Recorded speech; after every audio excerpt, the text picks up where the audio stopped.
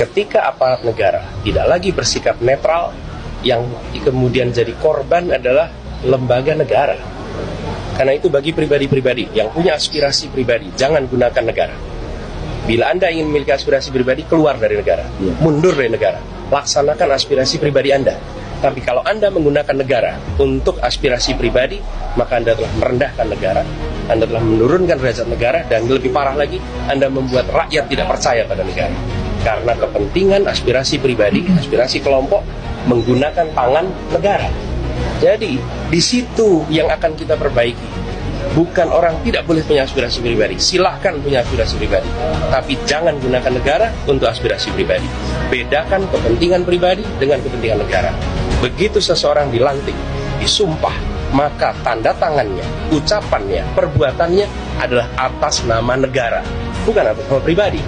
Karena itulah yang menurunkan kepercayaan rakyat. Itulah yang membuat rakyat tidak lagi melihat negara sebagai institusi penjaga etika, penjaga hukum.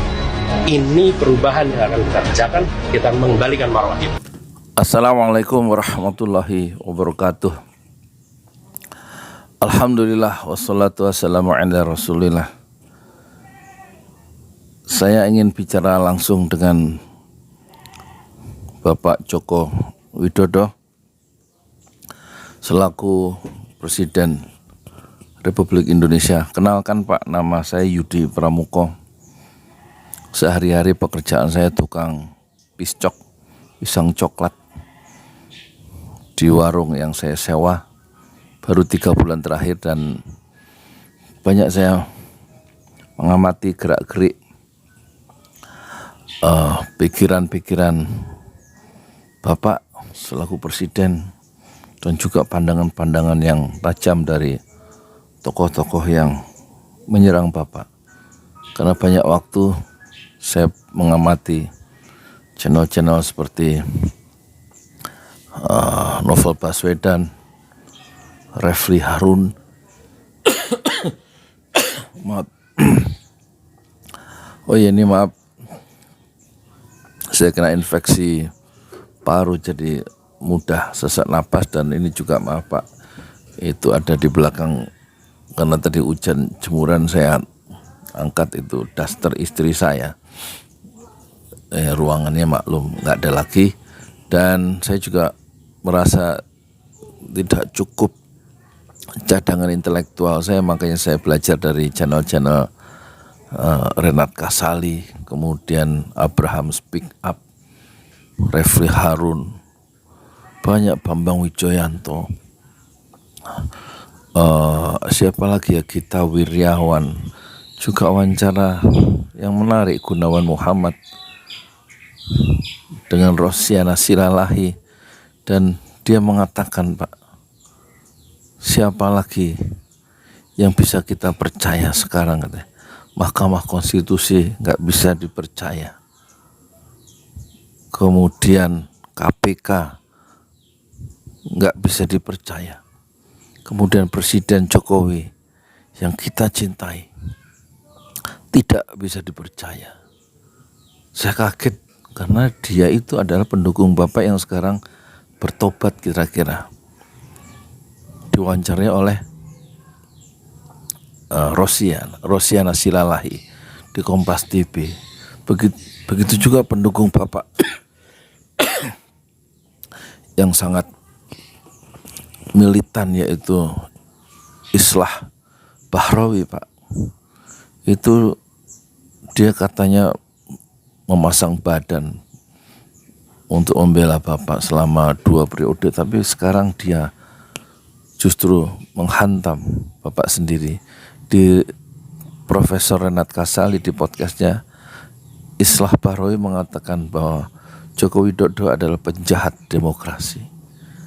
Jadi saya prihatin, situasi tampaknya tidak baik-baik saja, apalagi kalau kita lihat misalnya indeks demokrasi kita turun, terus apa itu yang dikeluarkan oleh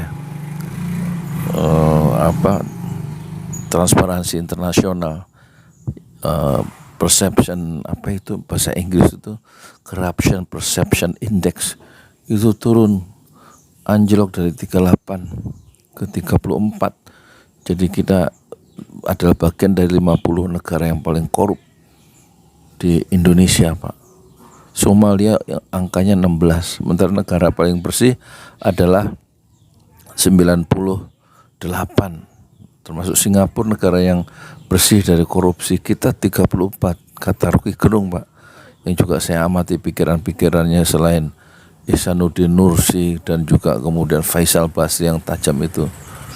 Dan dia mengatakan cara membacanya kalau 34 berarti yang jujur di Indonesia dari 100 orang itu ada 34, dan selebihnya orang-orang yang bermasalah, sekitar 66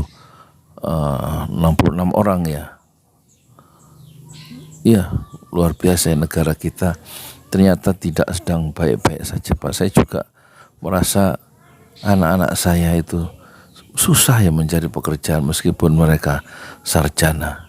Sementara orang sekarang ingat pada 2 tanggal yang semuanya bertumpu pada Bapak dan juga Gibran, yaitu keluarga Bapak, terutama Mahkamah Konstitusi nomor 90 ya, tahun 2023 yang disahkan, diketok palunya oleh Anwar Usman, Ketua Mahkamah Konstitusi, ya, tanggal 16 Oktober kalau tidak salah, hari Senin, yang memungkinkan dengan keputusan yang menurut para ahli hukum tata negara seperti Denny Indrayana dan Zainal Mukhtar dari Jogja itu cacat hukum katanya, atau itu sebuah manipulasi hukum, rekayasa hukum, sehingga memungkinkan Gibran putra Bapak Raka Buming Raka itu menjadi calon wakil presiden yang sangat kontroversial karena berangkat dari keputusan Mahkamah Konstitusi itu. Dan yang tentu yang menggegerkan adalah tanggal 24 Januari di Halim Perdana Kusuma hari Rabu, Bapak mengatakan bahwa Bapak sebagai tokoh publik dan tokoh politik, masa nggak boleh ke sana, nggak boleh ke sini. Saya bisa berkampanye, presiden boleh berkampanye dan memihak, sementara wakil presiden Bapak yaitu Kiai Ma'ruf Amin dengan jelas mengatakan saya sebagai wakil presiden adalah netral dan tidak memihak. Lah saya sebagai tukang picu kan bingung tuh. Tapi saya ingat kemudian ucapan dari Muhammad Natsir, ya, bekas Perdana Menteri NKRI tahun 50, dan dengan mosi integralnya integral Nasir itu dan juga pernah menjadi memimpin partai Islam terbesar di Indonesia yaitu Masyumi selama 9 tahun. Muhammad Nasir mengatakan ya, pemerintah yang salah kira-kira, yang melakukan kekeliruan harus kita bantu, kita ingatkan. Karena apa? Karena umur Indonesia itu jauh lebih lama daripada umur pemerintahan. Oleh karena itu pemerintah yang kira-kira melenceng begitu, melakukan deviasi itu harus diingatkan bersama-sama, karena negeri Indonesia adalah negeri kita bersama, bukan negeri milik para penguasa. Dan kita khawatir kalau kritik-kritik yang tajam dari Rocky Gerung, dia seperti memanggul RPG yang selalu berusaha membongkar tiang-tiang istana dari pundak kanannya dengan melepaskan RPG yang tajam terus terang. Itu kita beruntung punya Rocky Gerung yang jujur melakukan satu kemerdekaan intelektual yang hampir sempurna untuk menjelaskan kondisi kita sekarang. Dan saya belajar dari channel Rocky Gerung dengan diwawancarai oleh Hersu Beno Arif itu. Saya khawatir dengan banyaknya ya orang-orang yang melakukan kejahatan di negeri ini dan menggunakan alat-alat negara. Dan mungkin saya sertakan, Pak, kiriman kawan saya tentang suatu ketegasan dari Anies Baswedan tentang jangan sampai aspirasi pribadi, aspirasi kelompok itu memakai alat negara, karena akan merendahkan negara itu dan membuat negara itu jatuh marwahnya. Oleh karena itu adalah kewajiban kita bersama-sama Pak Jokowi untuk saling memuliakan ya, jiwa kita masing-masing untuk menjaga negeri ini sehingga bisa diwariskan dengan penuh kemuliaan dan penuh kejujuran, dengan nilai-nilai etika yang tinggi untuk anak cucu kita dan generasi mendatang. Terima kasih atas perhatiannya. Saya Yudi Pramuko, tukang piscok dari Parung, YouTuber tertua di semesta Fasbir Sobron Jamila. Bersabarlah dengan kesabaran yang indah. Assalamualaikum warahmatullahi wabarakatuh. Sungguhnya Mas Gun itu bukan saja marah, tapi lebih pada sedih. Karena saya tahu setelah Mas Gun mengkritik Pak Jokowi, orang kemudian mengatakan, inilah harga yang harus dibayar oleh seorang pendukung fanatik. Tapi dari pembicaraan ini, Mas Gun mengatakan, tidak ada yang salah dengan prasangka yang baik. Tetapi jahatlah mereka yang menyalahgunakan prasangka itu.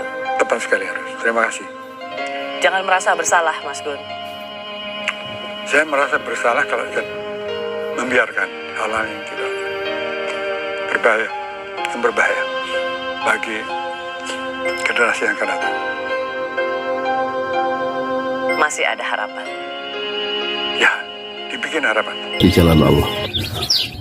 Ini Masjid Enam Syuhada lagi dikunjungi sama Ketua Hilmi. Modal awalnya berapa Pak Yudi Pramuko? 750.000 rupiah aja. Jadi ini 500 jutaan nih barang. Sekarang udah habis 310. Masya Allah, tuh udah pakai keramik, plafonnya tinggal. Granit tuh kayak marmer. Tuh, Masya Allah nih, sampai juga kita ke sini.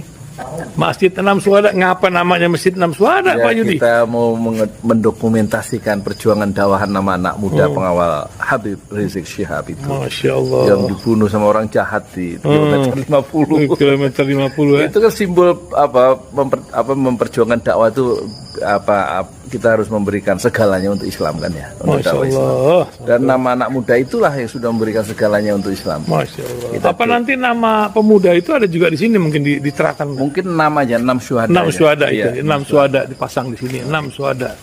Bip Ali, apa yang dikomentarin dari ini semua, Bip Ali? Masya Allah, luar biasa. Dari uang 700.000, kalau pengen ternyata bisa. Bisa. Allah kirim. Tuh, bisa. Ya, dengan Masya. masuk satu gang kecil, tapi Bapak ini luar biasa. Kecil tuh. Oh, Masya Allah ya. Satu call aja. Masya Allah. Perjuangan Pak Yudi Pramuko, YouTuber sejagat paling tua. Tertua di semesta. Tertua di semesta. Masya Allah. Tukang donat. Tukang donat. Tukang donat dari Paru. Ini saya laporkan dari lapangan ini, langsung dari Masjid Enam Syuhada. Masya Allah. Dan ini dia. Dalam lihat ah.